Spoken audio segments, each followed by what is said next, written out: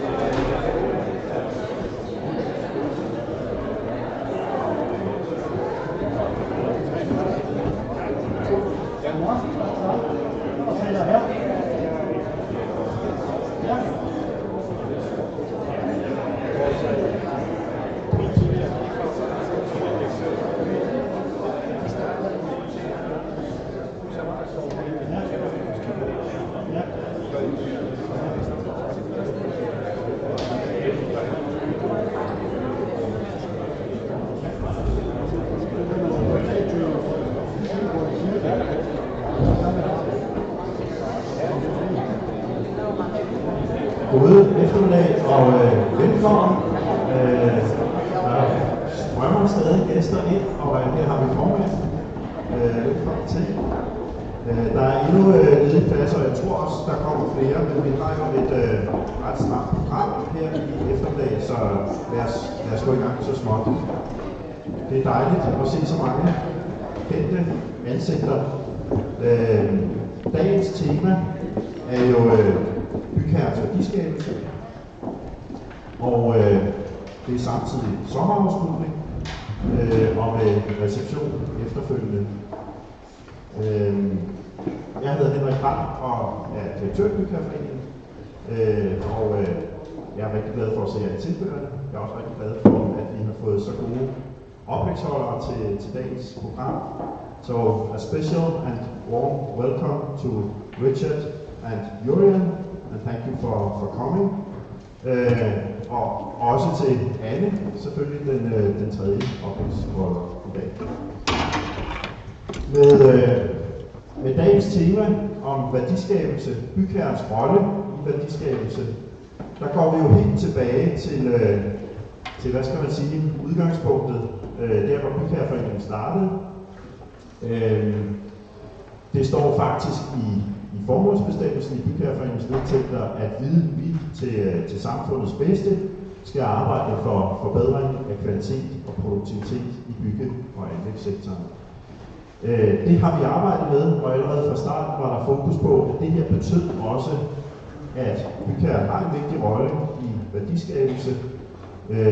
Det her med at forbinde brugernes ønsker og behov med leverancesystemets muligheder og kunde.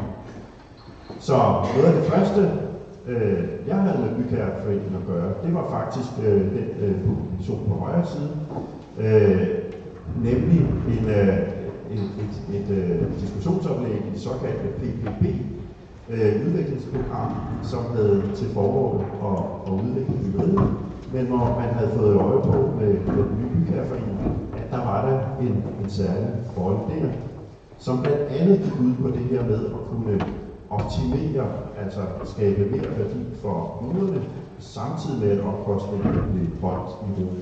Og allerede på det tidspunkt begyndte vi at tale om de ting, men man kan jo så diskutere, om vi er kommet i mål. Min idé er egentlig, at der er stadig et kæmpestort potentiale for at gøre ting der. Så det er også anledning til, at vi har taget temaet.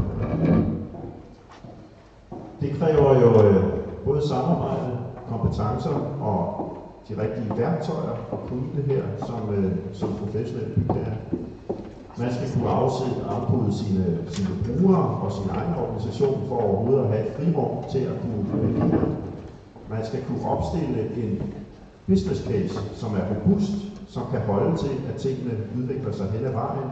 Visionen skal stadig holde, men man skal kunne udvikle produktet og samarbejdet undervejs. Så det er vigtigt at forstå, at den business case, man stiller op for som bygherre, den kan have mange dimensioner. Det behøver ikke at være kroner, det handler om. Det kan godt være velvære, det kan være indlæring i en skole, det kan være rigtig mange ting. Men det er vigtigt at have formuleret noget, før man kaster sig ud i dialogen med samarbejdspartnerne. Lige nu gør vi det i Bygherreforeningen som opfølgning på den seneste rapport, vi har udgivet, at vi begynder at gå nærmere på det her med bygherrens kompetencer. Vi tilbyder et såkaldt kompetencetjek, hvor man som bygherre kan kigge på tværs af sin organisation og få en vurdering af, stemmer de målsætninger, de visioner vi har, stemmer de overens med, hvad vi rent faktisk kan på tværs af vores organisation, og hvad vi vælger at udlicitere til andre. Så det kan I støde på, eller I kan hive fat i en af os fra Bygherreforeningen, og på den måde blive klogere på, hvad er mulighederne for at kigge kritisk på egen organisation og få input til at videreudvikle. Men nu skal vi til det rigtig spændende, nemlig de tre indholdsholdere på dagen. Vi gør noget for os nyt i dag med at streame forestillingen her, så folk i Jylland eller folk, der ikke lige havde tid til at kigge forbi i dag, de også kan være med. Så der er sendt et link ud til det, og det betyder også, at der er et kamera, som vi skal prøve at have med hele vejen. Men en kort introduktion til programmet, and I'll switch to English here, because two of the speakers will be presenting in English.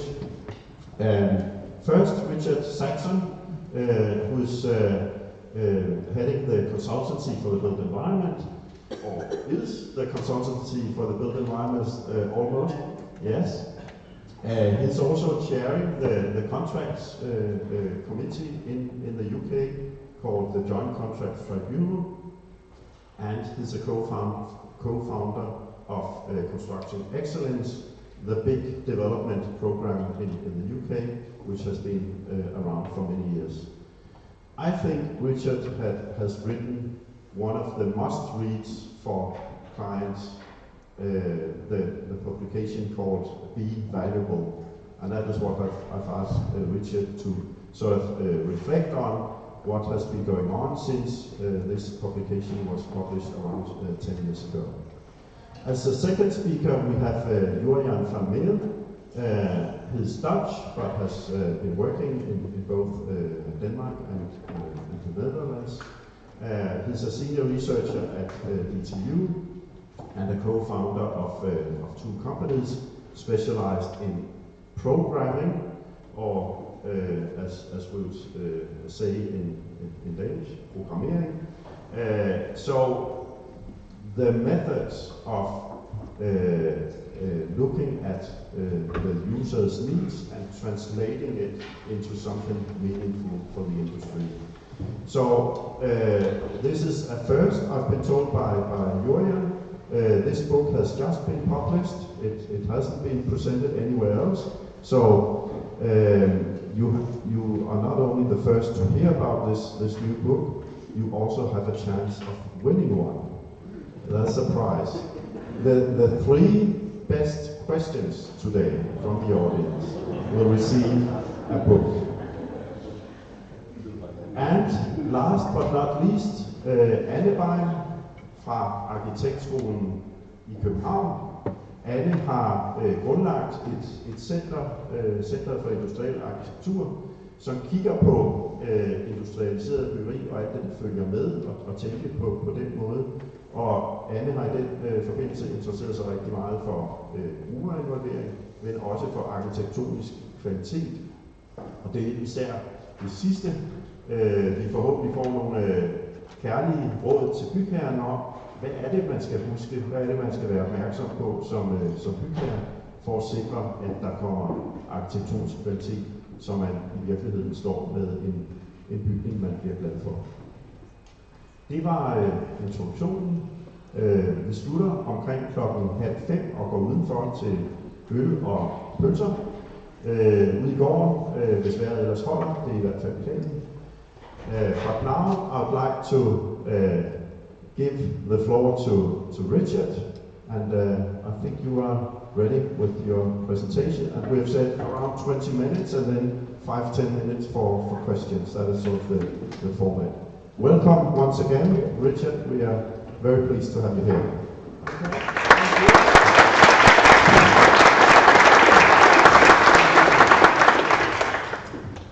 Just to be clear on my brief, there's a 40-minute slot in your timetable. Oh, sorry. 30 and 10. Good. Otherwise, I might be gabbling it. Apologise for speaking in English, but I'm very pleased to be somewhere cool. In London yesterday it was 34 degrees centigrade, which for the middle of June is impossible. Now, it's good to return to Copenhagen. It's 6 years since I spoke to one of your conferences about value, and right, okay.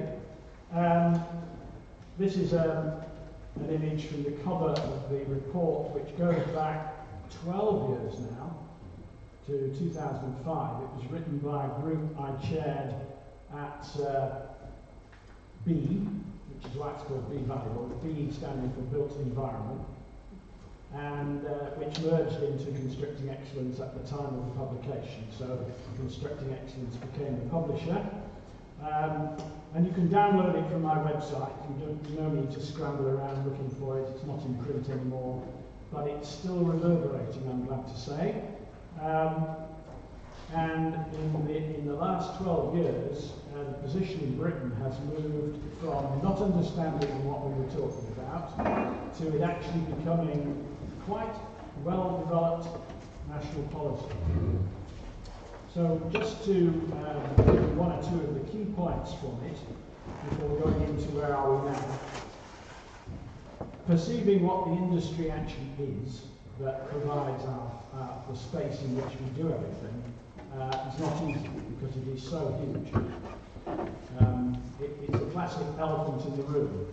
The construction industry in the UK is about 6 or 7% of GDP. The facilities management industry is about 6 to 7% of GDP, but doesn't know how to measure it.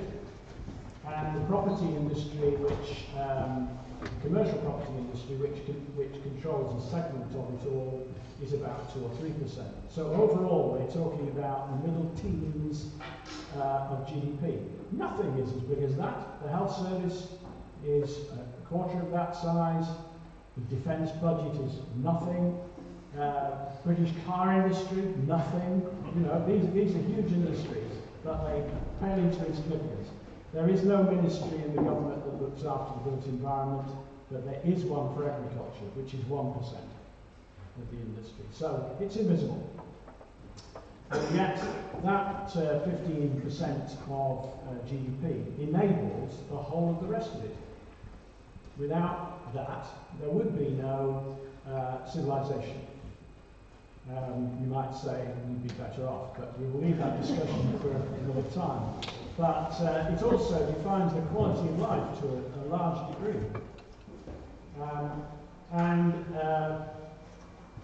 In talking about value, we tried to move beyond money.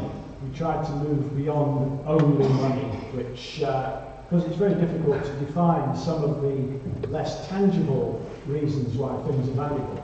So we went for this concept, what do you get, and what do you have to give up to get it? Cost and benefit, essentially, but cost measured in a much broader way. And we did it as a fraction, so value is positive when you get what you get, and negative when you don't. But cost, we weren't arguing that cost doesn't matter. In fact, the construction industry, not just in the UK, but I think generally, has a huge cost problem. It's the only industry that has not got a productivity curve that rises year on year. It doesn't. It's just flat. And the result is the cost of building is constantly rising, and it's rising faster than general inflation because all other costs are held down by increasing productivity. So the car industry, for example, has a 3 or 4% year-on-year improvement in productivity. And one of my tests is what sort of a car can you buy for the cost of making the parking space? And is there anything in life simpler than a parking space? In terms of the constructed world, we're talking about a built garage, either under a building or in a multi-storey. But in Britain, one of those spaces, which takes about 30 metres of floor and has no finishes and hardly any servicing, costs about the same as a Volkswagen Polo this year. And next year, you'll get a better car. And the year after that, an even better one. Because the quality of cars and the cleverness of cars is rising like a lift. And you have to scrape and scrape to try and buy that parking space for the same money. You can't, because there's no productivity gain going on. So just focusing on value doesn't mean you don't focus on cost, because value only emerges when the costs are under control. We have a big problem there. Now I'm going to just take this slide before the next one, and we'll come back to the one before. The Club of Rome, which was a sustainability organisation that existed in the 70s, drew attention to the fact that the Earth has limited resources. But those are all the resources we have. The ultimate means by which everything is done, natural capital. What the built environment does is to convert that into something that serves our intermediate ends, creating human and social capital. And so everything is done within those terms, but we don't often look outside the immediate world of our project to say, what are we doing in the grand scheme of things, and how are we using stuff, and where does it go when we're finished with it? Construction waste is an example. You know, we throw things away, and Club of Rome asked the big question, where is away? Now, following the Be Valuable report, the British, I'm going back to the slide before, yes. So just as a little illustration of value as a means of exchange between parties, this is just 6 stakeholders in a typical building. So we've got an occupying organisation who have staff who deal with visitors or consumers. The building is run by a facilities manager. It has an owner who's an outside investor, and the government controls what actually is allowed to happen, both initially and in the use of the building through all the regulatory environments.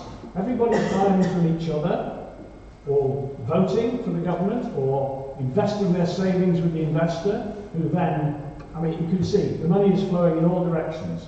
It's not just a simple equations to who benefits when something is done. So, how do we define value in this context? The UK Commission for Architecture and the Built Environment, which existed for 10 years under the Labour government, and now is no more, but it's left a good shadow, defined 6 dimensions of the value of a building product. And 3 of them are definable in monetary terms, to at least some degree. How valuable is it as a use? If you're building a factory, that's principally how it would be valued. How valuable is it as an asset? What would somebody else pay you to buy it off you? And that means it's not useful to you, it's useful to them. Thirdly, what does it say about you? And every building says something, even where the client doesn't pay any attention to that. They all speak to their staff and to the community. And brand value is obviously lying in there somewhere. On the other side of the cube are the less tangible values: environmental value, social value, and cultural value. And you know very well what environmental value is, but it keeps shifting as we understand more. Much more carbon is now going into the making of building products and buildings than is going into the operation of buildings, because we concentrated on the operation of buildings, we brought down consumption. Capital carbon is now a big problem. And the British government has defined social value for public clients. Now, you need to show how your project will create social value. What was that? Well, it turns out, in political terms, to mean local jobs, training, opportunities for young people, but it could mean almost anything that the spotlight is being shown on. How will the building benefit the community in others? And cultural value can include respect for the neighbourhood, historical content, as well as obviously architectural quality. Now, the nice thing about this cube is your design, your project is the cube, and you can look at it from every single facet. And pieces of value exist in all 6 senses. And you can imagine how something is only valued in one sense, but almost always some of that value comes from the way it's valued in other senses. So it's good that there are only 6 because it makes a cube. The other thing which has come on by leaps and bounds is the idea that the project, this little bit, is really only the beginning. of the flow of value and the flow of cost as well. And that people who obsess about capital cost and obsess about the input costs like design are not looking at the right thing. And the result is some of the very poor outcomes that we have. And outcomes is a word which has gone from 0 to hero in the last 5 years in the UK. We don't want outputs anymore, we want outcomes. We want people getting better in hospitals quicker. We want children scoring more in their exams. We want prisoners not going back to prison. Those are outcomes. And the assumption is that building has something to do with achieving them. So outcomes are bigger than costs in the organisation occupation. Operation and maintenance is bigger than the construction. Typically, management consultants are now saying 70% of the cost of a building over its life is operational cost. Design levers all that. How do you define what you want and how do you then deliver it? 3,000 to 1 would be a typical ratio of the life scale between the design investment and the outcomes. It will differ from sector to sector, but it is colossal. And it's again invisible because who cares about tomorrow? Nobody. It's rather like people care about losing money much more than they care about gaining it. If I phoned you in the middle of the night and said, I've got a fantastic proposition for you, we can make you £1 million, you'd say, why are you waking me in the middle of the night? If I phoned you to say, if you don't sell all your investments, you're going to lose £1 million, you'd be straight onto it. Behavioural economics, in other words, has a lot to do with why we behave so stupidly about the long term. And equally, an awful lot of building clients think that no value is being created until they can see the diggers. The site is being cut off, we're on our way. That's not the time to look. The value is actually created in the ideas, exchange between the client and the design team about why are we doing it and what are we doing. After that, it's a battle to try and preserve that through the terrible experience of putting up a building. So it's the value destroying phase once you see the diggers. You're not going to get what you asked for. When you almost are, or you almost think you are, but actually we never achieve what we set out to achieve. The thing called the performance gap, as it's defined in Britain now, is just how badly do the buildings perform that have won all those energy awards. Some of them are desperately bad, and yet they were the ones with the gold award. A firm I worked with after I left my original architectural practice, which used to call itself a cost consultant and then changed its name to a built asset consultancy. Just notice the enormous shift in that definition. Suggested 4 steps. First of all, what is your business case? I'm glad to see there's a word in Danish for business case. What are the whole life benefits and costs of the thing you want to do? And what justifies it? Okay. Design the facility to deliver that, but also within your affordable operational cost. And then spend the amount of capital that delivers both of those. And that won't be the way things are normally done, which is where you grab a budget from a politician or an investor and then see what you can do with it. The budget has to emerge in that direction because it is justified. That's what a business case must mean. And then finally, a bit of a surprise to some people, how do you hold this asset? Which is the most productive way? Do you own it yourself? Do you rent it? Do you outsource it as a service of some kind? Because that makes a huge difference to the way the money goes around. Now this is essentially a diagram about lean. If value is more important than cost, how does one lever the other? And this is a lovely diagram by a Dutch professor that says, well, it illustrates how Toyota cracked their method. It basically said, concentrate on what the buyer sees as value, and then you'll know how to cut cost, because what isn't value to them shouldn't be there. And that opens up two margins.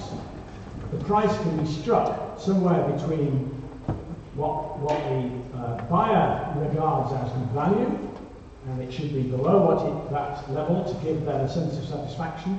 Equally, there has to be a good margin above cost, otherwise nobody would actually supply this market. Margins have been terrible in construction because of our fixation with cost and with choosing people on the basis of how cheaply they will bid to do it, because we don't manage for value. And the assumption is if we did manage for value, we could actually get costs down, because we'd be focusing much more on what wasn't value to get rid of that waste. To give you some examples from recent practice, and they're all from my former firm BDP, which I was chairman of until I moved on 12 years ago. This is an academy in Liverpool which was in a tough area, and the exam results have actually rocketed because the headmaster had very strong ideas as to how he wanted to teach and how everybody should live. And he led the program, he got what he wanted, the results immediately tumbled out, and everybody said, how did you do that? So that was a striking example of value-driven project. Another one, also in Liverpool, the Children's Hospital. 10 years ago, you couldn't get a hospital client in the UK to build a single bed ward. They were a dreamland. One day you might be able to afford it, but you know what the cost pressures on the NHS are. We'll never be able to afford single bed rooms. Now they look at the way single bed rooms actually deliver faster recovery, less use of heavy drugs, more social interaction with families, more honest conversations between the patient and the doctor, instead of mediated by the fact that they're being overheard. They pay for themselves. They are cheap. Suddenly, value takes over, and you actually need fewer beds as a result. So that's a huge transformation. We've suddenly changed from Britain to being France, where they understand these things. And another example from the office world this time. This is the planned Google headquarters in London, designed by Big, so a Danish import, but put together by BDP, my firm. Not only is this going to be a fun building, but it's going to be the smartest building that ever walked the earth, and it may well walk the earth for all I know by the time it's finished, because it's going to have deep mind artificial intelligence as a building. So, let me talk about how it comes together. Back in 2008, the research group that works with the construction industry generally, which is called CRISP, produced a policy which said, what should our research priorities be for the next 10 to 15 years? And it came out very quickly that we would, do I have a bright light here? Yes. We have a triangle of things we'd like to do. One of them is we would like building to become based on delivering value. Secondly, it needs to become environmentally sustainable. And thirdly, our best chance of doing both of those is to employ information technology and automation, ICT and A for short. And boy, was that right. That was exactly on the nail. The research heads who came up with that, this is the way it's played out. And in 2013, a national policy for the construction industry was produced, which effectively put some targets to this. Value is outcomes, not outputs. We want much quicker buildings, and we want reduced whole life costs, and capital costs, of course, and we want drastically reduced carbon emissions. These are by 2025, these targets. Based on the fact that building costs don't come down in Britain, this requires radical transformation. Based on the fact that buildings are churning out much more carbon than we said they would, it requires radical transformation. This is where it largely is going to come from, because we don't know what we're doing, but the computer does. So, I developed a diagram which is too complicated for this afternoon, but I hope you're going to be given a copy of the slide and you can study it at your leisure. In the centre is that triangle: value, sustainability, ICT and A. And the rest of the chart is what's going on, where are the innovations, and how do they interact with each other. There's BIM, for example. Value has a thing attached to it called soft landings, which is a handover process that is now part of BIM in the UK, and basically says that the designers and builders are on the hook for 3 years until we know it works, until you've really got the bugs out. And you've got to do that by having facility management deeply engaged. Whoops, sorry, I'm using the wrong button. Feedback, evidence-based design, coming out of high-performance computing. The cloud, which drives and links a whole lot of things. New forms of contracting, and new ways of doing business. And at the top of the heap here, the Internet of Things, smart buildings and cities, the whole change over to electrification of everything, the circular economy, social media, behavioural economics, which is why are humans so stupid, big data, and artificial intelligence, all driving new ways of making things, robotics, 3D printing, off-site manufacture of buildings. And round here we'll talk a bit more about how business will actually deliver value in a sustainable way for a lot less money, new business models. So it's an incredible mixture of things. Nothing is by itself, everything interacts. But there is a kind of cascade of changes which who can predict, but when we look back they'll say it was obvious. One of the big things that the RIBA did, the Royal Institute of British Architects, in response to the value agenda, is they said we will stop drawing projects as horizontal lines moving from left to right.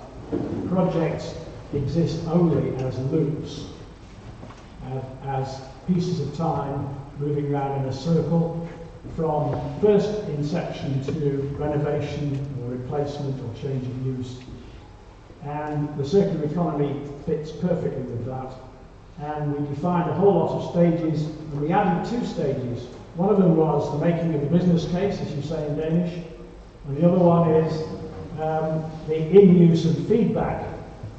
Nobody ever did feedback, nobody was paid to do feedback. Feedback often told you things you didn't want to hear, so you didn't learn.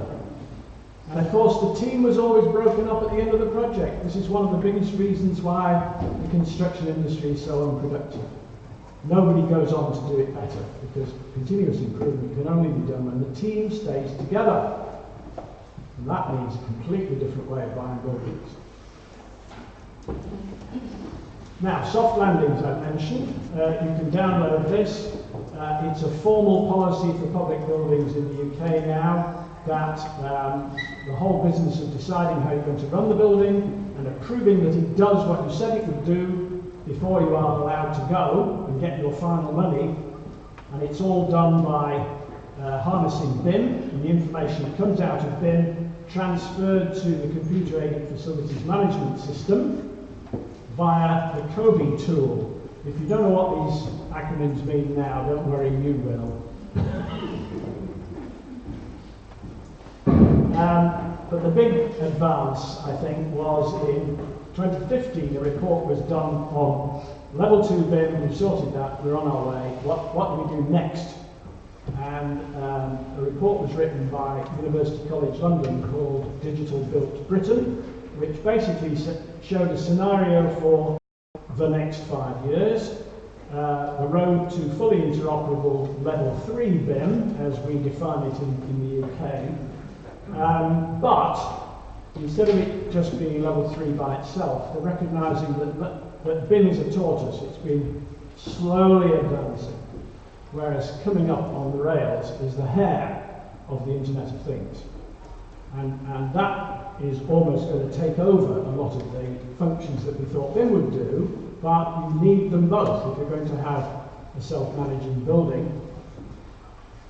And so £16 million was allocated by the government to be spent, and you will see an announcement in the British press anytime this summer, probably in the next month, that says we're going to spend that 16 million on the following projects to develop Digital Built Britain as a working proposition.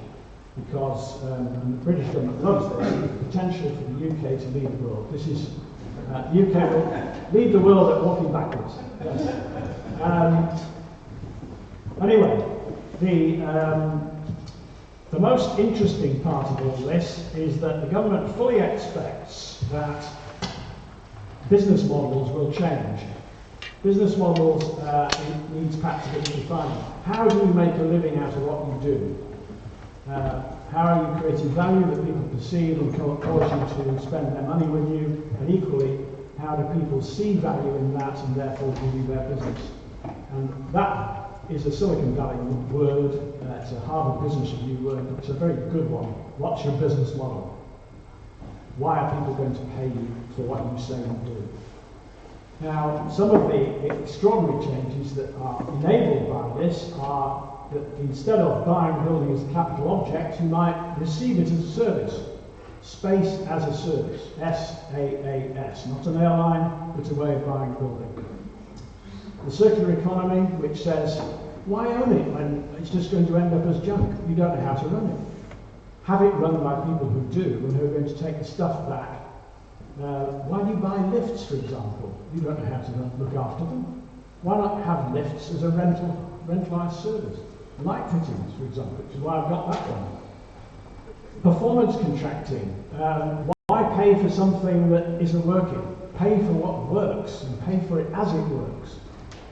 And advanced ways of harnessing digital in order to produce integrated project delivery so that you get what you want with a minimum of conflict and the maximum of security, including ensuring the outcome.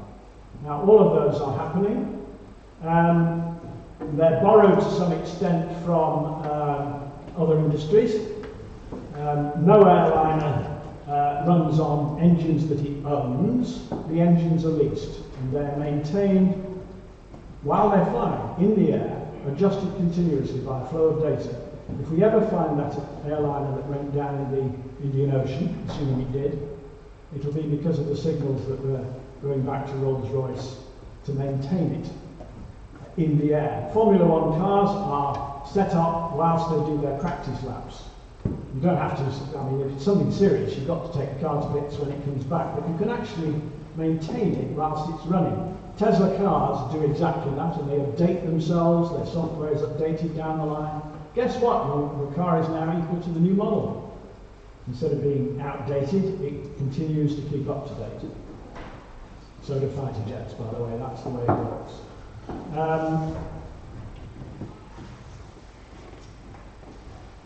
One of my jobs at the moment is I'm advising an American software house called Ecodomus. Look them up, ecodomus.com. They provide what is known in the business as a common data environment.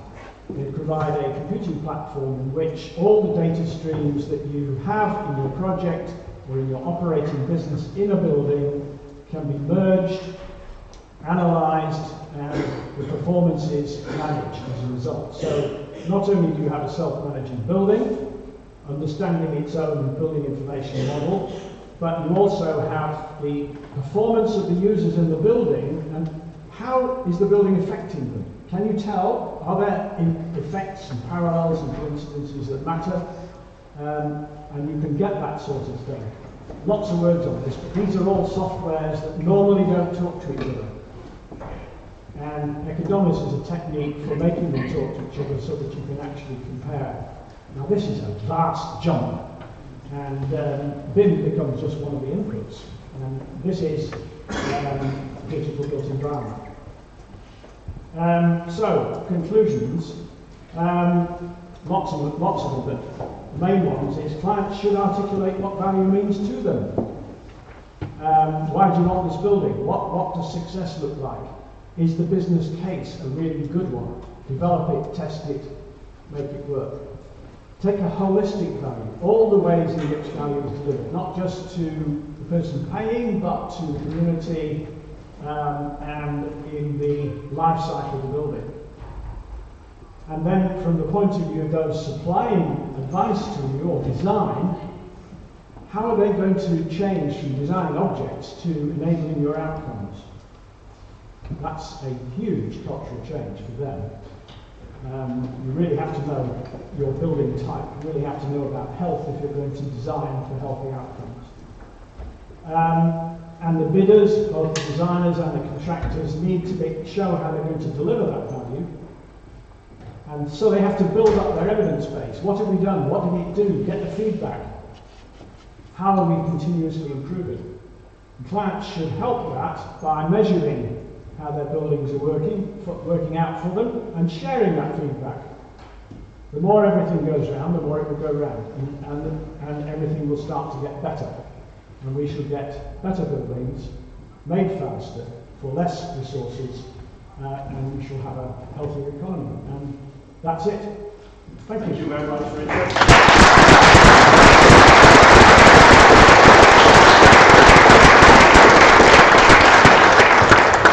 Thank you very much, and now it's time for questions or comments. And remember, you can win a book by posing a good question. You're the final arbiter. Yes, I am. Yes, the judge of the decision. So please don't be shy. Come forward with questions or comments in Danish or in English. If not, we'll try to win a book. You have, I think you have many challenges for clients. They do many things wrong today, you could say. What is the most typical thing that clients do wrong? And where would we have to start to develop from there? This is an Alice in Wonderland answer. The worst thing that clients do is to be the client for the first time. Okay. Inexperience, the lack of training, the lack of mentoring by experienced clients, the decision to take it on without realising how desperately experienced and equipped you are, and discovering that, and then being so overwhelmed by that experience that you never want to do it again, or help anyone else do that. That's what British clients suffer from. The few clients who really do it all the time and get good at it are never asked to help the others. Okay. This prompted some questions. Let's take Rolf first. Will you take the microphone? Thank you. You made an interesting point that there's no productivity development in the building sector. And you said it was because there were no continuous collaboration between construction clients and designers and architect clients. What prevents that from happening in Britain? Because if it's good business, why don't we just... Because it isn't seen. The model of how to get best value in Britain has always been put it out to the market, see what the lowest price is that you can get for the design or for the construction. And you design the building first, and then you go out to the market and you say, what's your price to build this? And no other industry does that anymore. They all say, we have to achieve this performance, we've got this much money, or it won't be viable. How do we get there together? And they assemble the team. And amazingly, that turns out to be far cheaper than asking people what their lowest possible price is. So the British pay the most for building of any European country, or we did until we collapsed the pound recently. And we do it by going for the cheapest. So we drive out continuous improvement. We basically say all teams are disbanded, start again, win our work by lowest price, not best value. You should imagine that the car industry would try to say, hey, let's make parking places, we can do that much better. Is it because the construction clients won't buy these parking lots? I think we may be on the edge of a change here. Now that we are beginning to run out of people to build our buildings, we are moving into the factory. We're starting to make them off-site much more. And so industrialists are actually being called in to design production lines to produce building components, one-offs or standard products. And I think that could be a big change maker. Just to refer to history, in 1851 we had built a huge glass palace called the Crystal Palace in London for an exhibition. No builders were involved. It was put together by shipmakers. There's no builder could understand what anyone was talking about. So it was made off-site in prefabrication by people who knew how to work with iron and glass. And I think we're just about to see that. One of our major pension funds, Legal and General, is building a factory at the moment to build housing, which it will then rent out to people, and they will take an income stream from that, which will feed their pension pot. And the whole idea of a pension provider building a factory to produce houses that no builder is involved in, and doing so with a continuously engaged team, that's industry, and that's a disruptive change, and I'll bet you their productivity will improve year on year. Okay, we have one more question here. Please say who you are. Sophie Otterson from Hull. I'm going to ask you an advice, if I may. Shall I start the meter? I'm heading a team of building consultants and project managers, and we are in the middle of sort of mapping and developing our competencies. So which would be the key competence that we should develop in our team? I think there are competencies involved in managing people, which are terrifically important, because a lot of these challenges are cultural. And getting your people to behave in a way that is helpful to the successful achievement is actually a thing in itself. So it's a human resources challenge as much as anything. The training will flow from what you decide it is they should see as positive. But most of the problems we've had in the UK have been about people not rising to the new challenge, going on with the old ways, and obviously things like understanding value rather than only cost. It's important. Understanding that design is the driver, and that once you've accepted the design, you then have to fight for it, because it's been continuously degraded by everything that happens after that, including the poor old operator. When they get the building, they'll mess it up too. So that chain of human incompetence has to be fought, and it's that cultural thing that probably we should concentrate on. It begins with the business case in both your and my story. I Yes, noticed stage zero, I think, is missing in many places. And it ends with feedback. Yes. Because your next business case will be better than the last one, because you understand what you can really achieve and whether it was any use. One more question here. If there are only 3 questions, they will all get a book. Yes, I know. Thank you for the interesting lecture. Yeah. My name is Sven Bertelsen, and I'm a consulting engineer. I'm not a client as such, but I have specialized in my later years for 25 years or so in lean construction. And to that end, I've speculated a bit about value, not the value in the sense that you introduced, but the value mostly associated to the process, not to the product. And I think that the process value is, at least in Denmark, very much overlooked as a value concept within the construction industry. We don't really think about, is the client happy every night when he goes to bed, or is awake all night and afraid of budget overrun or delays or whatever happens tomorrow. And I said that is much, maybe just as much a part of the value concept than the physical value. It is, but I alluded to it as part of that productivity problem, that there's a huge amount of waste huge amount of inefficiency in construction, and it doesn't improve from project to project. But you're absolutely right, and I think one of the important things about the way the UK defined BIM was that it actually focused on the process, and it focused on making sure that everybody knew what they had to do so that you could hold them to it. And I think this has been one of the greatest weaknesses. We begin before we've thought why, and we then continue without everybody being properly instructed. We shouldn't just say, is everybody happy? We should say, do you know what your job is? And by when? But I think Sven is also saying the industry should realize that it's also a service industry. You provide a service, not just the product.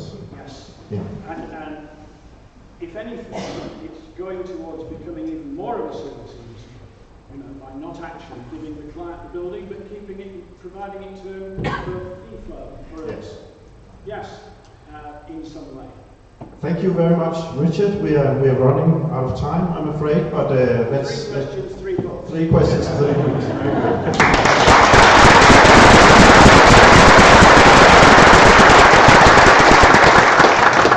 And now, Jurjan, please approach. The next speaker is Jurjan van Meer, and he'll be presenting thoughts on new trends in construction briefing or programming from his recent book. Jeg kan faktisk stille en lille smule dansk. Men ikke det hele rigtige danske dansk. Fordi jeg har kun 20 minutter, ikke? Og jeg skal ikke tænke, om det er et byggeprogram eller en byggeprogram. Så jeg fortsætter på engelsk.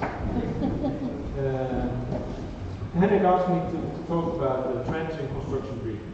I'm doing research on briefing, I'm doing nerdy things with tooling on briefing, working as a consultant in briefing, doing all that briefing, so to say. And I'll just, they're not trends in a statistical sense, they're observations of things that are interesting, that are happening in my field. But I'll start with a classic, very classic example, which is the Sistine Chapel in Rome. Ceiling to be painted by Michelangelo, who was commissioned by Pope Julius II, for those who didn't know. This building, of course, you can consider it as a heap of kitsch, but to use the words of Richard, it does have a cultural value, obviously. It does have an economic value, and perhaps even for some of us, a spiritual value. That was not part of your value list, I noticed.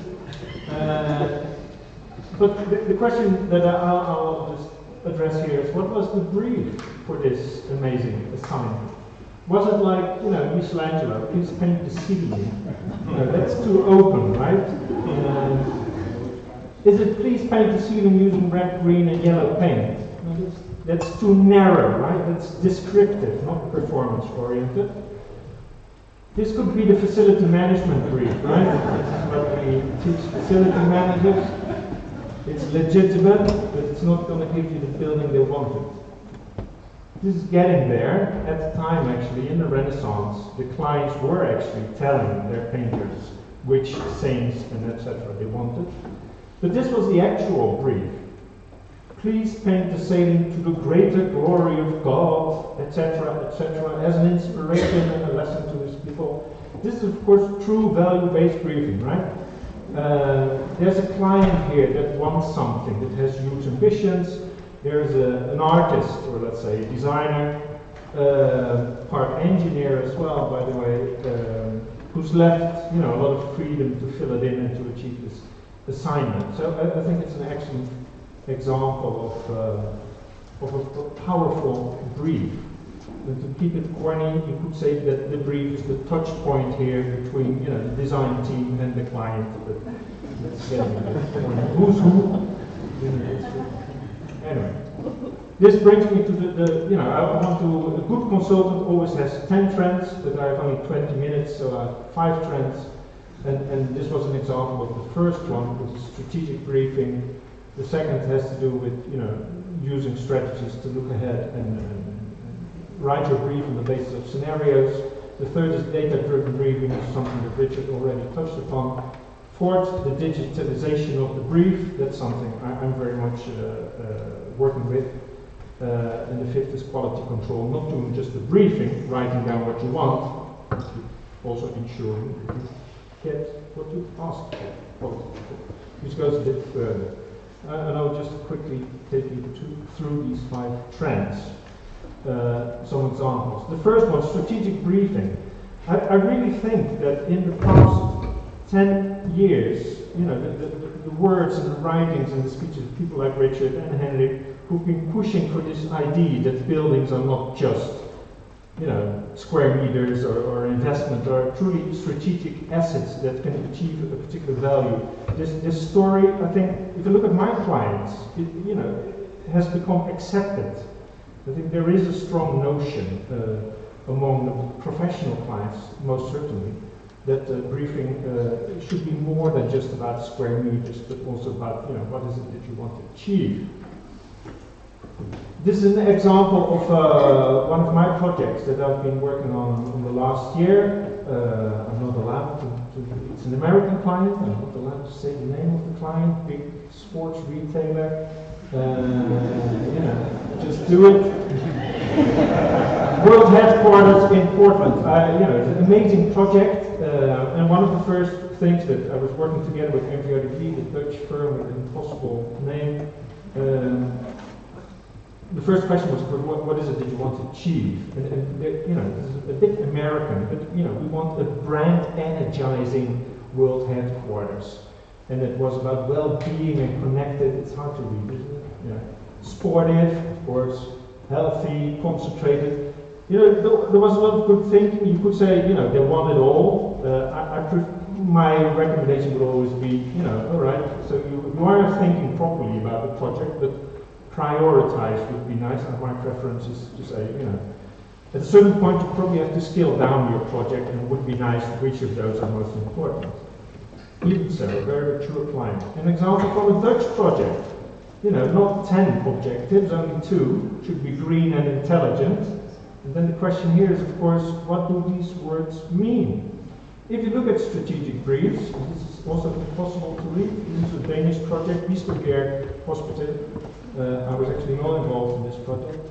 But you know, when you see these words, it has to be, oh, I can't read it myself. It's, you know, it has to be flexible, and it's this the preventative for and it has the fantastic hospital. You know, there's these ambitions, and I think, you know, we get strategic briefing right, but the challenge is to go beyond these somehow abstract, on the verge of being cliches, ambitions. In the Netherlands, by the way, we call it like an ambition document. Which is why the second ring is important. So to say, so this is what we want to achieve, and they already give, as a client, a notion of how they want to achieve it. And in a diagram, very schoolmaster-like, I say, you know, as clients, if you have these notions, we want our office to improve our people's productivity, you know, as a value. Also look at sub-values and at value drivers. But don't get stuck in the cliches and the abstractions. You need to give the design team something to go on. So make your assumptions and ideas explicit. You know, diagrams like this, they're just a trick, but you can read them in that direction. That's how are we going to achieve them, and you read it in the other direction. It's, you know, why is it that we actually have to do, you know, invest a lot of money in indoor climate, for example. The nerds among us, and I'm one of them, we call it backward and forward traceability of requirements. All right, so much for the strategic brief. Strategic briefing strategy is almost by definition, it's a long-term perspective, right? And buildings, and also the brief, the Blueprint plan, it is a hypothesis almost, a prediction of how we think that the building should work when it's completed, or what we think that the needs will be, you know, once the building is completed in the years to follow. And there's not just one future, right? Again, impossible to read, so I'll just explain. You know, when doing the briefing, you have the current situation, and then you're going to think about the future. What is it that we need in the future? Different kind of scenarios is the only way to tackle it. And translate a scenario, you know, how many are we going to be, how is it that we're going to work, with different accommodation needs. And you have to, as a client, you have to think, you know, how broad or how sure are these scenarios, and what's the range that I want to be able to accommodate. And going back to this project, not to be named giant organization, in the US, they had it's a huge project. They have 14,000 staff at the moment at this campus in the US, and our task was to come up with a program for the new master plan. You know, there were some problems, and there are some problems with this campus. It was, you know, time horizon was 2025. How on earth are we going to predict what they need in 2025? So, after a lot of discussion and looking at the available data, we found out, you know, there's probably two variables here that are most important. One is the headcount, which ranged from a sort of a low prediction from 19,000 people to sort of a high prediction of 32,000 people. And then, you know, the other variable was how much square meters are we going to use per person, depending on the office concept, you know, free seating or not, which they call the freestyle concept. Good name. But you know, if there was no growth, they would go towards this option. They actually need less office space than they had. But if they would go for full growth and sort of a more conservative office concept, we would need to build 60% more office space. So it's a huge range. And MVRDV did their best actually to visualize this, to have this discussion with the management team. You know, say this is the campus, and you know, if we're going to do conservative, you still have to build a lot of parking space. This is the US, and some services, but you know, you can ditch some of your office buildings. The maximum scenario, you know, we show here how much volume they would have to add. And then, you know, the obvious thing to do to look for the mid scenario, and you know, and then actually what happened, I'm probably not supposed to tell this, you know, the most unexpected scenario was actually that Donald Trump was elected, and then the whole project actually went into, you know, was scaled down. But talking about scenarios. A more mundane example of one of my colleagues, the briefing for a school in a new expansion area in Amsterdam. You can see the sand. This school was one of the first projects to be built in an, you know, comparable to Norham. You know, it's sort of fairly empty, and we don't know yet how many apartments there will be. We don't know yet exactly how many families with children will move there, and still we have to make the brief for this school. And this translated into a very, you know, a lot of requirements concerning flexibility. And one was very clear, saying we want to be able to add another classroom over the course of a single summer holiday, not to disrupt the process of teaching. And it's actually what the design team is actually exactly what they did. And you know, smart circulation, and they were actually being able to add 2 classrooms. And in line with what you were saying, Richard, this whole project is sort of a DBFMO, you know, design, build, finance, maintain, operate. You know, the whole thing is being delivered by the market, actually. And the municipality is paying just for the availability of these teaching spaces. And if they need less, they will pay less, and if they need more, they will pay more. Lots of other risks involved in such projects, but a good example of scenario-based briefing. Trend number 3, data-driven briefing. This is also, you know, Richard, you've covered almost all the topics. But, you know, writing a brief, obviously you need input. So what is it that we do? We interview people, we observe people, we do workshops. We have lots of what you call neuletel, rules of thumb, reference figures. But the most promising development in briefing is, of course, that buildings will be producing much more data, new buildings. You may have heard of this building project, The Edge in Amsterdam. They're very good in marketing. It's supposed to be the most sustainable building in the world, office building. It's pretty, corporate bland office interiors. What's interesting about the project is that in the lighting fixtures, there's 14,000 sensors constantly measuring, what's going on in the building, which spaces are being used and which not. This is what, you can actually follow on the floor plan where are people, which spaces are being used. And just in case you are asking, the toilets are here, and I did notice that they have small dots. So, just to say there is some privacy issues, obviously. But this is an example of a much more simpler technique, actually. This is just by looking at the Wi-Fi antennas in the building. They are already there. You just need some software, and it is you can produce these heat maps, noting where people are. And these antennas, they are just continuously checking with your phone, and you can. This is an example for a retail space. They know where you are, in which space. They know how long you stay in that space, whether you're returning to that space. This is existing technology. You don't have to add any sensors or cameras for that. And all this information, I think, is scary. Privacy issues is a bit big brother, creepy, but there's also enormous promise for briefing. To get this continuous fine-grained data about how people use buildings. What spaces do they use and which not? And of course you have to go in and find out why they are using particular spaces, not, or what spaces are particularly popular.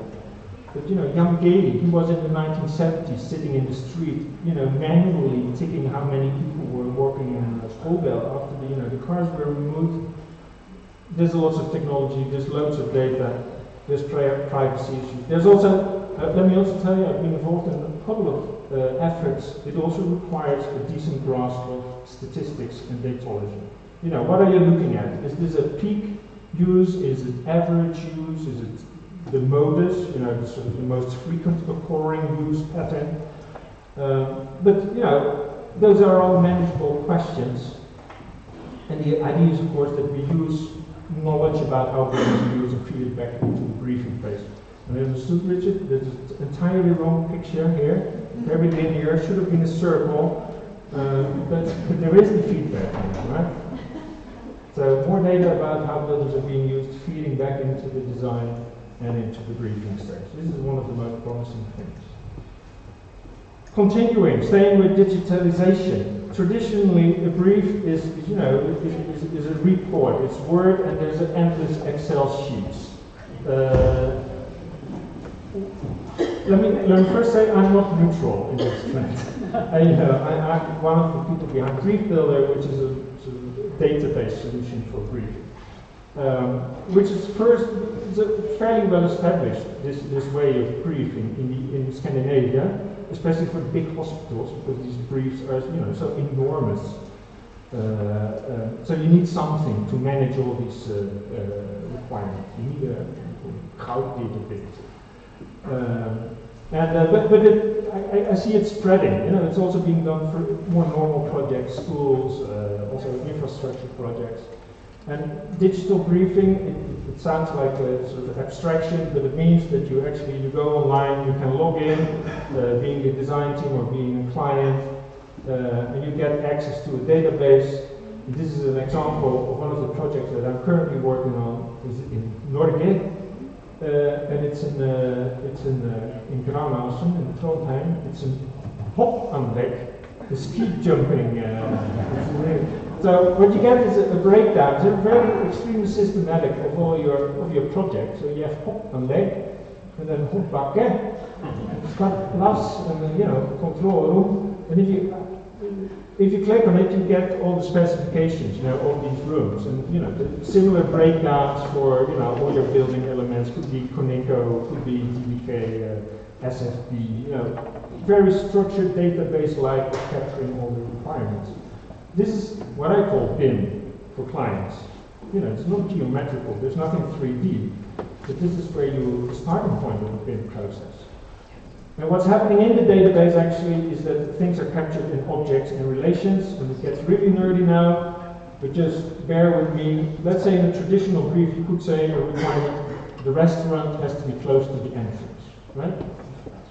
Common sense, and then if you would capture this in a database, there would actually be an object, restaurant, which has a relation, a semantic relation in the sense it has to be in proximity of, and then there's the entrance, and things are all linked. It's objects and relations in between them. And why do you need to know that? You need to know that because if your brief is captured in objects, you can start to link it to sort of more advanced models, BIM models of the design and engineering team. Revit, for example, is also object-based. And then you can start linking objects. This is the room as I've asked for, as required data. This is the room as has been designed by the design team. It's as design data, and we can link it, and then we can start to compare things. So you get automatic quality control. There's more boring screen dumps. The other thing that you have to see is that there are some things lighting up red, which shows that the Revit model is in some ways deviating from the requirements model from the client, and then you get a discussion about is the brief wrong or is the design wrong, or this is a screen note or solid brief. The thing is that if you talk about BIM, people often talk about clash control.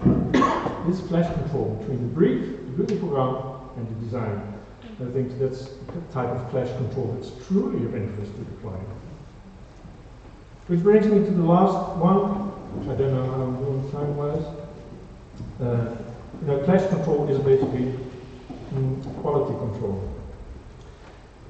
The trend that is seen strongly in the Netherlands, in Belgium, in the Benelux, is that we're not just writing the brief, we're also writing a protocol for how we're going to test whether design proposals actually meet the requirements in the brief. There's a lot of test methods. One thing, theoretically, there's a distinction between validation. Is this the right building? That's typically what you do in a design competition. And verification, which is the building designed right? Does it meet all the legal requirements or the more detailed technical requirements? There's the verification, which can be quite time-consuming. There are many different test methods. I'm not going to bore you with that. I think in Denmark we call it often commissioning. There's FATs and SETs and SITs, and it's a discipline in itself. Most promising again is, I think, simulation. My dream is that you have sort of a building model, and that you put in some digital agents, some resemble users, and have sort of use patterns, and then you can actually see is it big enough, are the hallways wide enough, etc. There's a fire, can everybody go out of the building in sufficient time? Simulation, but that's just I'm not going to talk about that either. This is just a small example of what verification is. That let's say a school building. You say for a classroom needs to have a particular, acoustic comfort. Let's say an afterclank still of so and so many seconds. If you have the requirement, what you do if you, in quality management is actually say, okay, we have this requirement, but I'm also going to say something about when I'm going to check it. I'm going to say to the engineers, I want a calculation or a simulation that you actually prove that your design is meeting my requirements, because this is a critical requirement. Sounds a bit theoretical perhaps, but one of the projects that we're currently involved in is the ring road in Antwerp, where they're using brief building. Here, the clients, sort of the transport, well, it's not a ministry, Belgium, it's the Flemish, and then Antwerp, and it's a bit complicated. But the public body that commissions this project has thousands of requirements. You know, it's roads, it's tunnels, it's bicycle lanes, etc. Now what the client has done here, to the contractor, it's obviously a consortium, say, you have to prove, you have to demonstrate for every single requirement that you have delivered. So, you know, here's just 4 examples from the database. We say, you know, we have an object, let's say the lighting, there's a requirement. When should it be tested? Who's responsible for the test? What kind of test should it be? You know, calculation, document review, and what's the outcome? I'm not entirely sure whether this is extra administrative burden or systematic quality control. It's probably something in between, and it has to do with another trend that I'm not going to discuss here, you know, the formalization of briefs, the formalization of contracts, which I don't really know what to think of it. You know, it requires a systematic approach. So, 5 trends, and the target is all the same, obviously, to be more competent clients and to avoid, you know, this kind of situation. But that's Thank you very much.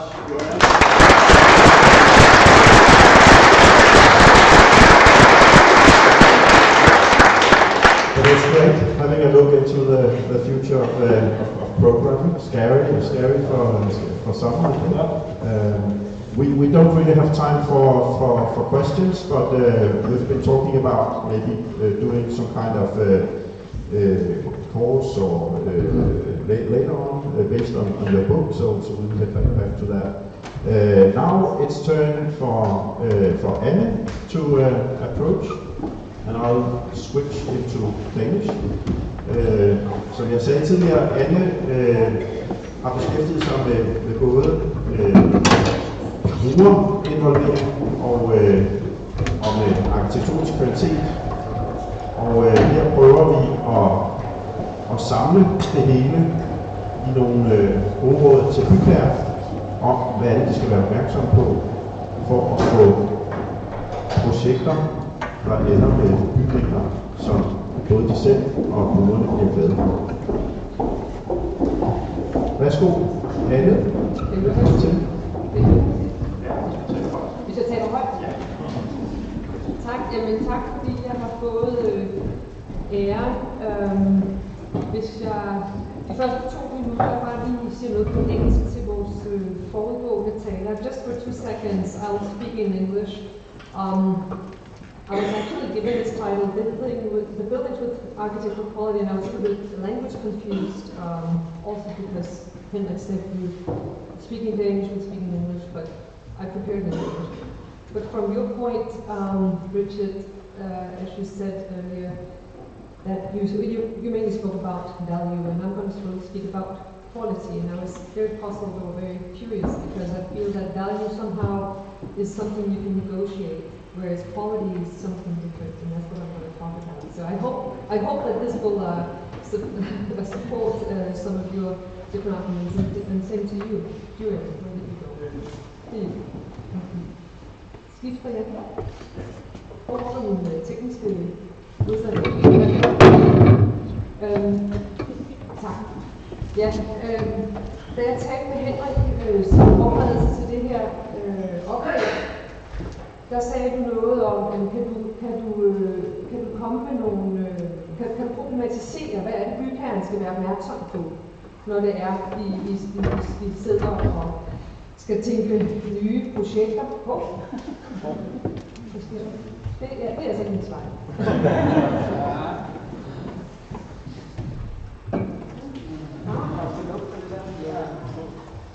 Tak. Hvor var det?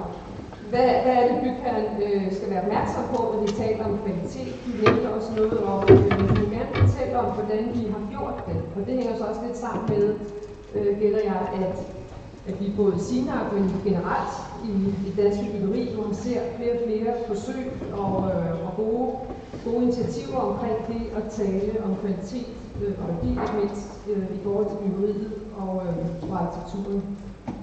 Og sidst men ikke mindst, så sagde du noget med, jamen hvis du kunne komme med nogle gode huskeregler. Og da du indledte her i dag for lidt siden, der synes jeg også, det lød enormt nemt. Altså bare de der gode huskeregler, altså rule of thumbs. Og der vil jeg så bare sige, jeg tror, jeg må skuffe dig. Det er ikke muligt. Jeg gjorde mig anstrengelser, men det er ikke muligt, og det tror jeg kommer ind på her. Blandt andet ud fra de her 4 hovedspørgsmål. Igen, altså hvad er det, vi måler? Hvad er vores genstandsfelt? Hvad er det for nogle definitioner, vi anvender? Hvad er det, vi undersøger? Hvad er det for parametre, vi definerer? Og hvordan måler vi? Altså metoderne, er det kvantitative eller kvalitative? Det ser vi mange forskellige eksempler på. De fleste forsøger at være kvalitative, men de omhandler noget kvalitativt. Og det i sig selv er et vanskeligt udgangspunkt. Og så ikke mindst, hvad måler vi for? Der kunne man også spørge, hvorfor måler vi? Altså målgruppen, er det til bygherrerne, er det til brugerne, er det til bygherrens, kan man sige, hensyntagen til brugerne? Hvordan anvendes resultaterne i det hele taget? Bruges de til at udvikle designkriterier, eller bruges de til at evaluere efterfølgende? Og så sidst men ikke mindst, og det tror jeg var den gode Christian Greiner, der på et tidspunkt også sagde til mig, husk også tegning, hvornår er det, vi måler. Det er lige så vigtigt. Men helt indledningsvis, jeg sagde før, at jeg vil tale om kvalitet, og det ser jeg som en anden dimension i forhold til vores byggeri, i forhold til det at definere et program sat over for værdi. Og kvalitet, det knytter sig meget til det fysiske, altså den præcise bygning, som den tager sig ud, hvor er den hen i verden, hvad er det for klima, hvad er den bygget af, hvem er det, der bruger den, osv. Hvor værdi, som jeg indledte med at sige, måske i høj grad er noget, vi kan forhandle os til, eller i hvert fald kan diskutere, hvordan vurderer vi noget her værdi over noget andet, hvor kvaliteten på en eller anden måde er uomtvistelig. Men hvis vi sådan holder os til sådan de mere korrekte definitioner, så er kvalitet ifølge ISO 9000D og dansk standard formuleret således, det er et produkt eller serviceydelsens egenskaber og karakteristiske træk set som en helhed, og som har noget at gøre med dets eller dens evne til at opfylde et specificeret eller underforstået behov. Hvor værdi, det er egenskaber, der tilkommer noget, for så vidt som det er genstand for interesse, agtelse eller påskyndelse. Det vil sige, det er noget, vi mere eller mindre kan vælge til eller fra. Så jeg vil våge den påstand at sige, at kvalitet, det er noget, der har mere blivende karakter, hvor værdi, det er noget, der i højere grad kan skifte, afhængig af det øjne, der ser, den tid og den interesse, man nu måtte have. Vi så før det Sixtinske kapel. Jeg tror næppe, vi kan se en bygherre, der formulerer lignende programmer på. Det virker. Og det vil jeg ikke gå dybt ind i. Jeg har set den her figur. Nogle af jer ved jeg i hvert fald, at der er arkitekter til stede. Det er Vitruvius' klassiske treenighed mellem holdbarhed, skønhed eller brugbarheden, funktion, teknik eller æstetik. Det er den måde, vi sådan i sådan en eller anden form for grundform definerer arkitekturen. Og det er også derfor, når vi begynder at dykke ned i det her, som vi knytter sig til mange af de, jeg kan sige, det næste lag af nogle af de ting, som Richard Saxton var inde på tidligere, og også Julian, at når vi begynder at udvikle, kan man sige, redskaber til at vurdere det her, så eksploderer det op i hovedet på os. Men i dets grundform, der er arkitekturen den her treenighed. Vi kan også se, hvis vi kigger på de her symboliske søjler, faktisk fra Sankt Peters kirkeplads, så vil vi også se, at det er noget, der handler om tid, det handler om materialitet, det har en eller anden form for fasthed i sig, noget varigt, og det er det, vi også som arkitekter er optaget af. En, der har defineret arkitektonisk kvalitet, og det er sådan en liste, jeg vender tilbage til, som jeg synes er så glimrende, fordi den er sådan lige fra. Det er Birgit Kold, som er professor emeritus fra Arkitekthøjskolen i Oslo. Og hun siger, at kvalitet opleves, når værket, det vil sige bygningen, har lang varighed på, eller smukt, er enkelt og let fattigt at bruge, glæder os ved dets udtryk eller blot eksistens, virker gennemtænkt og gennemarbejdet, er originalt, har helhedsudtryk og indhold. Og så kan man sige, at mangel på kvalitet er så det modsatte. Det er, hvis uventet går i stykker eller gået sammen, elskrift, kræver indsats i brug, som vi ikke kan eller vil yde, ærger os ved sit udtryk eller blot eksistens, eller virker tilfældigt udformet og meget lidt gennemtænkt, er en dårlig efterligning, det modsatte af en original, er prætentiøst uden et indhold. Og det er måske ikke det, vi ser her, men det er faktisk 3 vindusudsnit på tværs af et klassisk landbrugsvindue, og så op til, det kan man ikke se, men et 3-lags moderne energioptimeret vindue. Og så kan man jo så spørge sig selv, der er selvfølgelig noget byggeteknisk optimering i det, men der er også noget, der rammer ind i en diskussion omkring, jamen, hvad er det, hvis vi går ind og vurderer sådan en byggeteknisk størrelse, hvad er det, vi ser på, hvad er det, vi er optaget af. De 7 punkter, de peger på nogle kvalitetsparametre som holdbarhed, og der kan vi også tale om ægthed, noget, der er professionelt håndteret, helhed, der er det funktionelle aspekt, som også indeholder en etisk dimension, altså noget med ærlighed, læsbarhed og brugbarhed. Altså hvordan er vi overhovedet i stand til ligesom at kan sige, håndtere det her objekt eller den her bygning på en ordentlig måde, taler det for sig selv i forhold til de krav eller kan sige, den måde at vedligeholde det eller se det, investere i det over tid osv. Og så er der det omkring det originale, altså sådan et krav om fornyelse og overskridelse. Når vi ser på kvaliteten og hvad er vores genstandsvæld, hvad er det for kvalitet vi ser på, så er det meget, meget væsentligt, om det er nyt eller gammelt. Altså om det er bymiljøer eller bygninger, om det er teknik og æstetik, og det rammer også lidt ind i den der vitruviske trekant, triangel, jeg viste indledningsvis. Det er, som de her 3 bare et lille udpluk viser, noget meget forskelligartet og noget, der spænder på tværs af skala og spænder på tværs af forskellige investerings filosofi. Altså hvem er det, der investerer i det? Er det et samfundsanliggende, eller er det en bygherre, eller er det en minibruger? Og jeg vil ikke gå ind i nogle detaljer her, men nu vil jeg sådan ganske kort vise op nogle foregående forsøg og redskaber, der er udviklet og som anvendes i rigt mål på forskellige vis. Og noget af det første, vi ser hjemme i Danmark, det er SAVE, som ser på de her på et overordentligt niveau, ser på kulturmiljøer og landskabelige bymæssige kvaliteter, men så også ser på den enkelte bygningsbevaringsværdier i den her lidt større kontekst. Og det er de her 5 hovedområder med den arkitektoniske værdi, den kulturhistoriske værdi, miljømæssige værdi, originalitet og tilstand. Og der det morede mig lidt, da jeg sad og kiggede på det igen, at man også inden for SAVE-systemet bruger begrebet værdi, fordi det så automatisk byder ind i en form for økonomisk tænkning omkring, hvad kan betale sig at satse på, og hvordan stiller man den ene pind over eller under den anden. Hvordan prioriterer man. Nogle andre indledende forsøg, som stammer fra SBI, der er faldet mange flere efter, men jeg selv har været involveret i en oprigtig form, og som jeg stadig refererer til, fordi jeg synes faktisk, det indeholder nogle meget sådan, fine elementære overvejelser, som vi også kan se senere er blevet taget op i dag. Men det er det her projekt om synliggørelse af kvalitet i boligbyggeri, hvor man indledte med at se på 3 typer boligtyper, altså fra en lejebolig til en pensionskassebolig og til et renoveret bolig, altså en eksisterende bygning.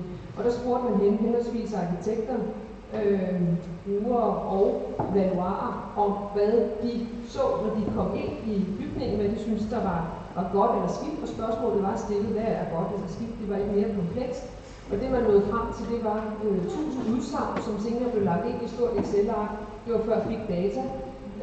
Og der faldt de her ord eller begreber, termer ud, som så pegede på de her hovedstørrelser, man skulle være opmærksom på. Altså det er noget med omfang, areal og volumen.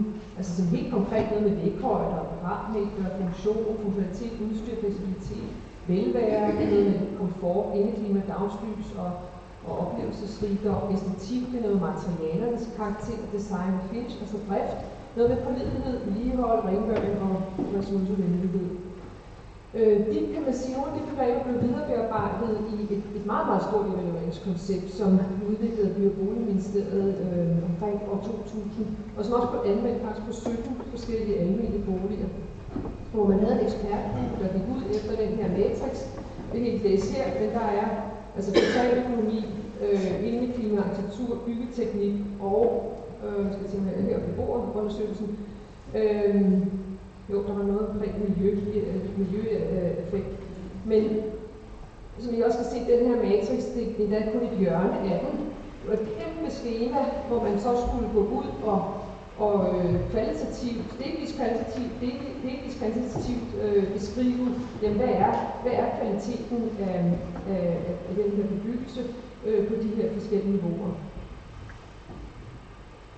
Vi har så gjort os selv nogle andre forsøg på noget af det samme, og alligevel noget, der er meget anderledes, fordi vi i Sinak har været meget optaget af at gode grundskud til at sige, men at særlig grund, at vi arbejder med byggeriets industrialisering og byggeteknikken, og så selv på, hvad er så bygningerne lavet af. Så vi lavede det her lille projekt, hvor vi så sagde, jamen det her med at se, når man går på de her mere overordnede, hvad skal jeg kalde det, anvendelsesorienterede og redskabsbetonede evalueringsværktøjer, hvor man ser på, hvad der er. Det kan jeg huske fra det eksempel, jeg viste før, at en af de ting, jeg så, som var en svaghed i det koncept, var, at man ikke sammenlignede programmet i forhold til det færdige byggeri. Og det betød, at der var nogle krav og nogle ønsker i programmet, som man så efterfølgende enten ikke kunne forstå var der eller ikke var opfyldt, men at man evaluerede det, kan man sige, særskilt. Det vi forsøgte her i Sinak, det var så, at vi tog nogle historiske eksempler, som var ligesom nogle rolleeksempler forud for nogle nutidige industrialiserede boligbyggerier. Og så gik vi ind og vurderede dem på 4 hovedområder. Nu fik jeg nogle slides ud, da jeg kun havde 20 minutter, men det var noget omkring, altså hvad det bygget af, konstruktionen, typologi, det handlede lidt om noget med hvad er det for, hvad er det for nogle typer boliger? Er det etrumsboliger, ungdomsboliger, eller er det større familieboliger? Så er der noget udrum, det vil sige selve bebyggelsen, og så er det indre rum, altså de indre kvaliteter. Og det vi så gjorde her i en sådan klassisk arkitektonisk forstand, det var, at vi sådan tegnede os igennem det og analyserede og var ude og vurdere de respektive byggerier, og lavede sådan en slags bullseye, det er sådan en målskiveform, hvad var kvaliteten her, og det var så vurderet ud fra en række underparametre. Men det, man måske ikke kan se, at der er en mørk og en lys cirkel, og noget fylder mere eller mindre. Og det var ud fra nogle vurderinger, hvor der var et udnyttet mulighedsfelt, og så var der et uudnyttet mulighedsfelt. Det vil sige, at bebyggelsen kunne være noget i mål med de ambitioner, man havde sat sig, men der var måske også nogle ting, som man ikke var nået i mål med, men som bygningen eller bebyggelsen lagde op til på et senere tidspunkt kunne udnyttes, hvis det for eksempel handlede om fleksibel boligindretning. Så vil man sige, at det er ikke den fleksible boligindretning, der er ikke udnyttet her, men det vil den kunne blive på sigt. Af certificeringsværktøjer, dem var der kommet rigtig mange af, og jeg har kun taget 2 med her i dag, og de udvikler sig også løbende. Det ene det er BREEAM, som vi ser.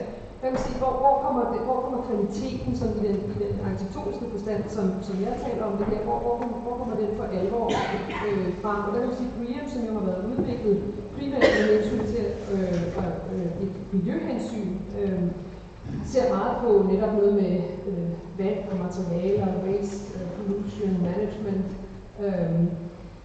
i commissioning, så det sådan, har mere sådan, skal man sige, en slags teknisk, teknokratisk fokus, hvor noget vi nærmer os lidt noget med den arkitektoniske kvalitetscirkel, noget med health and well-being, indoor and external lighting osv., og noget med land use and ecology. Det er noget med udviklingen af rummen og hvordan bygningens CO2-footprint osv., den økologiske værdi vurderes. Og det er et stort, sindrigt system med point osv. Og derfor har man så udviklet det her videre. Det kan Richard Saxon sikkert tale mere om lidt, når vi får lejlighed til at måske stille nogle spørgsmål og kommentarer. Det her Design Quality Indicator, som bare er et add-on eller en overbygning til BREEAM, hvor man i særlig grad kan se på netop funktionalitet, den byggede kvalitet og dens indflydelse eller påvirkning i forhold til også i forhold til brugerne. Og det er også et meget elaboreret system med forskellige pointgrader. I vores egen andedam, der har vi jo haft glæde nu gennem Green Building Council og have DGNB.dk udviklet. Og så er der så sent som for nylig havde en samtale med Peter Andreas Satrup på Danske Ark, som netop siger, jamen nu er DGNB Diamant kommet, som lige præcis tager fat på hele kvalitetsdiskussionen omkring hvordan værdi eller bygningers skønhed, holdbarhed og også funktionalitet virker til sammen, som er det øverste niveau, den øverste præmierings- eller certificeringsgrad, man kan opnå. Og igen, jeg kan ikke læse det her, det er sindssygt svært, det var det faktisk også, da han sendte det til mig, fordi jeg har en dårlig PDF-udgave af det, men det er også et matrixsystem, hvor man primært beskriver ud fra kvalitative egenskaber, hvor man har de her grader af niveauer, hvordan man placerer sig i forhold til et større billede. Og det skal selvfølgelig ses, det er en overbygning på de eksisterende DGNB-systemer. Nu tror jeg ikke, at det er noget andet, fordi det man kan sige, vi som har rodet med ude på Kunstakademiets Arkitektskole, det er, jamen, alle de her certificeringsordninger, de har jo ligesom et motiv, eller der er i hvert fald en driver i det, som jo også handler om at selvfølgelig forbedre byggeriet, men også at udvikle nogle ordninger, som kan styre værdier og penge i sidste ende, men udviklingsscenarier i forhold til, hvad skal der satses på over andet, og selvfølgelig at sætte en grøn dagsorden. Men det har, synes vi, altså forskyder sig måske lidt fra det der mere holistiske perspektiv, og det her med også, som jeg egentlig vil pege på, eller nævne safe, altså også at have en kulturel dimension. Altså hvordan taler vi egentlig om et værktøj, der favner bredere? Og der tog vi også den kan man sige, frihed og lavede den øvelse, sagde, men kunne man formulere noget for byggeriet på samme måde, som man har formuleret inden for folkesundheden, altså hvor man har noget, man kalder kramfaktorer, kunne man formulere et lignende redskab med 4 primære faktorer, man kunne gå ind og måle på og udvikle på. Så vi satte os ned og analyserede det her KRAM-koncept, som er udviklet af overlæge Bente Klarlå, og kunne se, jamen det var for det første et meget ambitiøst projekt. Jeg tror, at de til start fik 21 millioner eller mere, og det løber stadigvæk i en form. Men de var ude i alle landets kommuner og lavede folkesundhedsundersøgelser og kom en masse data tilbage og lavede en kæmpe stor database og udviklede så det her koncept. Men det var den ene side, altså den anden side af det var, at de sådan set præciserede ret klart, hvad virker ikke, inden for de 4 hovedkategorier: kost, rygning, alkohol og motion. Og noget af det bygger på videnskabelige data. Man ved, at hvis man drikker mere end 2-3 genstande om dagen, jamen, så påvirker det ens organer negativt. Det står her på sort på hvidt. Der står, at hvis man motionerer så meget, jamen, så kan man få en livslængde, der bliver forøget på så mange år osv. Og så tænkte jeg, det var lige godt hård kost. Kunne man formulere noget, der minder lidt om det, også inden for et koncept, vi kunne udvikle. Og det gjorde vi jo så nogle øvelser omkring, og vi nåede så frem til det, vi har kaldt kredsfaktorerne. Nogle af jer har hørt mig fortælle om det før, og det er heldigvis, kan man sige, også blevet afprøvet her for nylig. Men vi lander i de her 4 hovedkategorier: kontekst, ressourcer, æstetik og socialitet, og orienterer sig mod de her aspekter. Og det så gør ud over, det er, at det har blevet bragt videre ind i en spurgte jeg til det her med huskeregler eller nogle værktøjer. Det er faktisk i en ret rund form blevet bragt videre ind i det, der hedder Københavns Bypanels evalueringsværktøj, hvor de her PS2, men de har brugt det på 3 forskellige niveauer: på byrumsniveau, her en større bebyggelse, og så en boligbebyggelse, hvor de så ser på de her 4 faktorer og bruger det som en slags ikke kalde det talepapir, men en liste og en måde ligesom at gennemgå bygningerne på i forhold til at udvikle nye strategiske planer for byudvikling i København. Og de har foreløbig med tilbage, at de er super glade for det. Men nu kommer jeg lige tæt på her, hvad det så handler om, fordi det synes jeg så kunne være lidt interessant. Måske får jeg høre, at det er de sidste 4 snart, så er det slut. Jeg har kun cirka 2-3 minutter tilbage. Ja, det var det ikke med, jeg lover det. Men kontekst, fordi det er gode huse, bygget af sunde materialer og udformet i sammenhæng med deres omgivelser og er med til at give vores byer og landområder særlig karakter og understøtte sociale og kulturelle værdier. Tavlehuse i byer som på landet er frastødende, fører til manglende identitet og er en dårlig udnyttelse af de tilstedeværende potentialer. Byggeforskning anbefaler, at bygninger, by og landskabsudvikling tager afsæt i et givet sted, dets kvaliteter, bymæssige landskabelige karaktertræk, kulturelle kendetegn osv. Og der står her, gennem sidste årtier er det blevet tydeligt, at vores omgivelser er under konstant forandring, både på grund af nye krav og brugere og behov for tilpasning til klimaforandringer. Målsætningen må være, at selvom man bygger til umiddelbart individuelt behov, skal løsningerne tænkes ind i større kulturel, økonomisk, social og økonomisk sammenhæng, og dermed sikre en forankring af værdi på tværs af tid. Så kan man sige, bare som et eksempel, altså vi prøver både at sige noget, der har en neutral, kan man sige, vi bevæger os på neutral grund, men vi prøver også at være mere normative og sige, og det ved vi. Vi ved det som arkitekter og ingeniører og folk, der beskæftiger sig med byggeri. Vi ved godt, hvad der virker og hvad der ikke virker. Vi ved godt, hvad der er grimt og hvad der er pænt. Vi tør bare ikke sige det så direkte. Og nu hører jeg til dem af slagsen, der stejler, når jeg møder mine kolleger og gode arkitekter, som også kan finde på at sige, at arkitektur er noget, der smager og behag. Det mener jeg under ingen omstændigheder af. Det er arkitektur er sindssygt alvorligt, og det kan beskrives, og der kan være noget, vi kan pege på, vi ikke behøver at sige. Men det jeg vil sige med de her faktorer, nu kan jeg jo have tid til at læse dem alle sammen igennem, kan jeg gætte mig til, så må I gøre det på slidesene, I får udleveret bagefter. Men det er sådan set, at det der står her, det er det, Københavns Kommune bruger. Det er ikke revideret. Og det synes jeg faktisk er ret interessant at opleve, at det er noget, som de har været i stand til at kunne tage ret direkte fra pålydende og bruge det som et aktivt redskab i en måde at diskutere kvalitet på og udvikle kvalitet. Så etik og sidst socialitet. Og afslutning. Det er sådan nogle mere åbne spørgsmål. Jeg synes ikke, man kan konkludere på det her. Altså det handler fortsat om, hvordan vi udvikler de her designkriterier til evaluering og kritisk analyse. Nu siger jeg så arkitektonisk kvalitet og kritisk kvalitet af bygget generelt. Og det gælder både også de historiske som nye og projektforslagsdelen som i byggeprojekterne. Og hvordan vurderes de, hvordan måles de, hvordan der går arkitektonisk kvalitet ind i som et led i værdiskabelse, og hvilke værktøjer og metoder er der brug for. Men sidst men ikke mindst, altså man fastholder vi at udvikle din vedholdt byggekultur, fordi det må være det, der er målet. Og jeg må så også lige smide en bemærkning ind. Jeg bliver nervøs, når jeg hører, at vi kan lege os til bygningsdele, vi kan skifte ud. Altså hvad er det? Hvad er der tilbage? Hvad er det stedspecifikke, og hvad er det, som er på kontrakt? Det er i hvert fald et spørgsmål, jeg så kan stille til publikum. Tusind tak, Anne.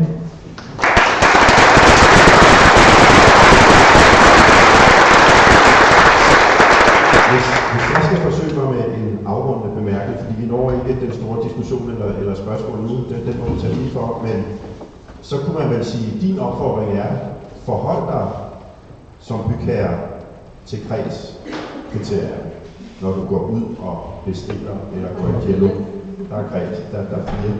Fordi de 7 punkter, du viste tidligere fra Oslo, kunne jo måske noget af det samme. Så lynhurtigt svar. Hvad er fordelen med at tage kreds frem for de 7 Oslo-kriterier, hvis vi skal kalde dem det? Det helt korte svar, det er, at der er færre. Altså, der er kun 4 kriterier. Vi bygger stadig meget tæt på Vitruvius' grundmodel. Og det er, jeg kan sige, de er lettere at omsætte. Det har vi kunne se i vores analyse også, at frem er lige så komplekst. Altså at tale om folks sundhed, livslængde og sådan, det er lige så komplekst, som at tale om byggeriets sundhed og værdi. Men som jeg ser det, så er der faktisk en anbefaling. Der er nogle punkter at forholde sig til som bygherre, så det er sådan set bare at gå i gang. Tak for indlægget, Anne.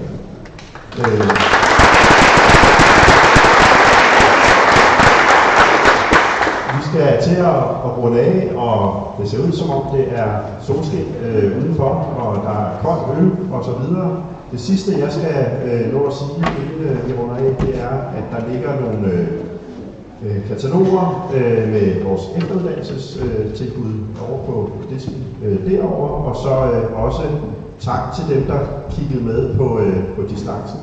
Jeg håber, alle får en fortsat god eftermiddag.